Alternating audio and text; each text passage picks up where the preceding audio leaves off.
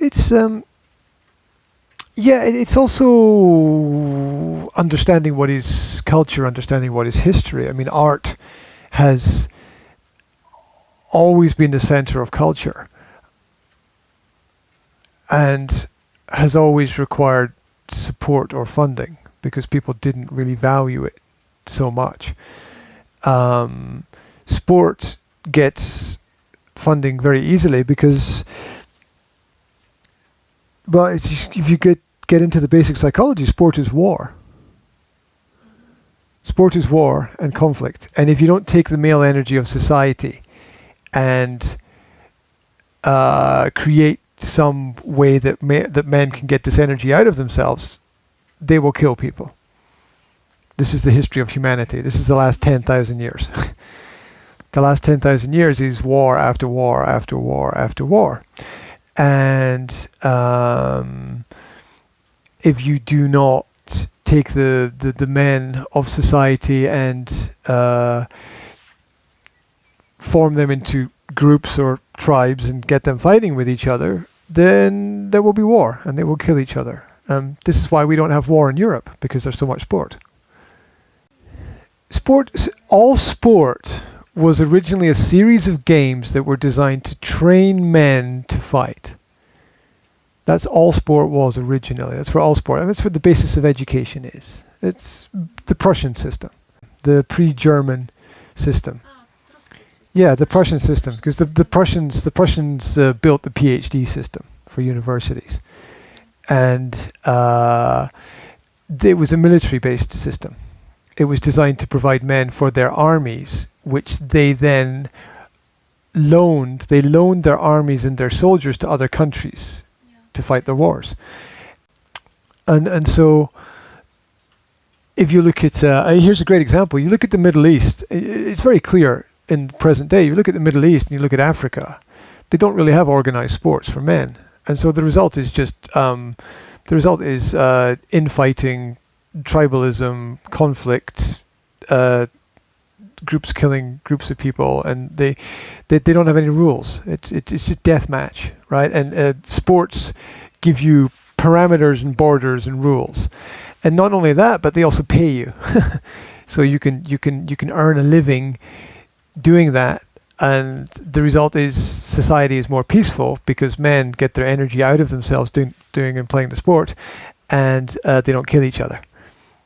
Because the history of humanity is war, men killing men.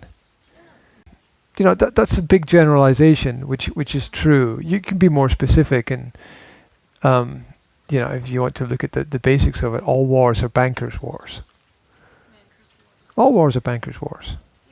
All wars are about how can I make money as quickly as possible by funding two different sides of people to hate each other and kill each other. I mean,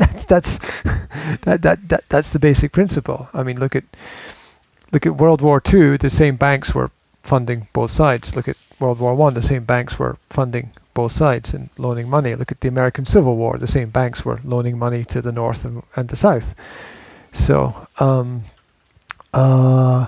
So I think in a modern sense, all wars are bankers' wars, and if we can stabilize society through, you know, taking all this male energy and channeling it into something which is completely useless. I mean, basically, sport is completely useless on a bigger scale. It for personally, if someone does sport personally for themselves, it's fantastic. You know, it's a healthy activity, and you get to meet other people, and you stay fit, and lots of positive things surrounding it.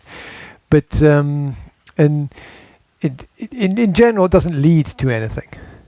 There'll always be another football match. There'll always be another hockey match. There'll always be another basketball match.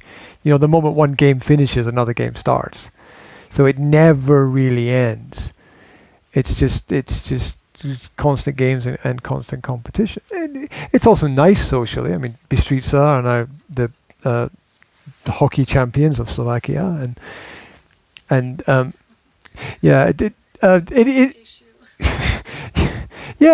and for someone like me, it doesn't mean anything. But I understand for the culture. I understand for the culture of Bystrica. I have friends who are very happy about this, and and it means a lot to them. It really does mean it means a lot to them that the B streets are one. Now it doesn't mean anything to me, but I respect the fact that other people have other opinions about it. So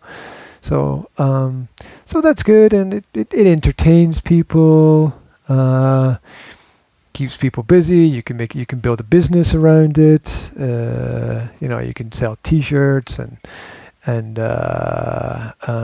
you can sell equipment and I don't know what else you can do. There are coaches and physiotherapists and lots of other things. It's relatively safe, right? It's relatively safe, and let's face it. It's generally more exciting to watch a sports event than, as I said, go into an art gallery and look at the art pictures. But this is a higher level of thinking, right? The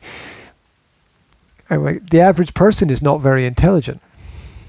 To walk into an art gallery and to appreciate the time and the effort and the energy and the ideas that go into the creation of the works of art, or even things like folklore, right? To appreciate the time and effort and energy that goes into the production and maintenance of folklore as an important cultural activity requires a higher level of thinking, because the average person is just not interested, because they've got their pop music and they've got their iPhone and they've got their new fashions and they've got their sports and they've got their school and their friends and the past is old and we have new, so let's forget the old and take everything that's new. So it takes a higher level of understanding to appreciate the benefits of this for society, that if you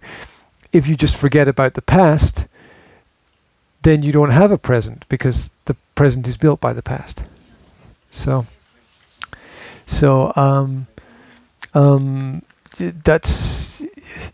the pop concerts attract huge numbers of people, whereas with folklore it's usually a little bit more difficult to attract people to activities like that. As a result, it needs a bit more support and help and sponsorship. But the reason why it's difficult is because it's a higher level of thinking. A lot of art is, some art is not, but it's sport. You don't have to think much about it, right? You can drink beer and watch the game and talk stupidly and get excited over nothing. Yeah, get excited over nothing, and it's it's the last 2 minutes of the game and they have to score a goal and everyone is sitting on the edge of their seat and everyone is really tense, and so it's a big emotional experience, which you don't often get that watching folklore. Right? It you have to. Yeah. Yeah. Well, it's a different kind of experience. It's the difference between an orchestra playing classical music and the rock band, doing their thing on the stage. The rock band are putting out energy and they're sweating and they're making a loud noise and it's something that you can't not watch. You can't ignore it. It's a very powerful piece of theater. But the orchestra on the stage, it takes a different kind of mentality to sit in the audience and appreciate what is happening. To appreciate this composition is maybe hundreds of years old. That these people who are playing it, you've got 20 to 50 musicians who have to synchronize everything they're doing, and it's not so simple to play a musical instrument, and so it's a different kind of thinking. That's why less people go to opera and classical music, and more people go to watch IMT Smile, or I don't know. I don't know who the Desmod, or Gladiator, or I don't know who the cool Slovak bands are. I don't know, Smola Harushki or something. I don't know whoever is whoever is popular. I have no idea. So it's hard to compare those things, and it's the concert, you can understand instantly what's happening. The piece of classical music, it might take you 45 minutes to actually get into what is happening and understand that. So it's a higher level of thinking, and society doesn't have a higher level of thinking. 8 out of 10 people have no idea about what is going on in the world outside of their own choices. As long as there's not some army coming over the hill, right? You're fine. You're fine, right? I mean, it's not really going to happen. I don't think in the modern world. So I don't think we need to know. We all have our jobs and our lives and our tasks and our things that we want to do. We don't need. It doesn't. What does it matter what is happening in another country?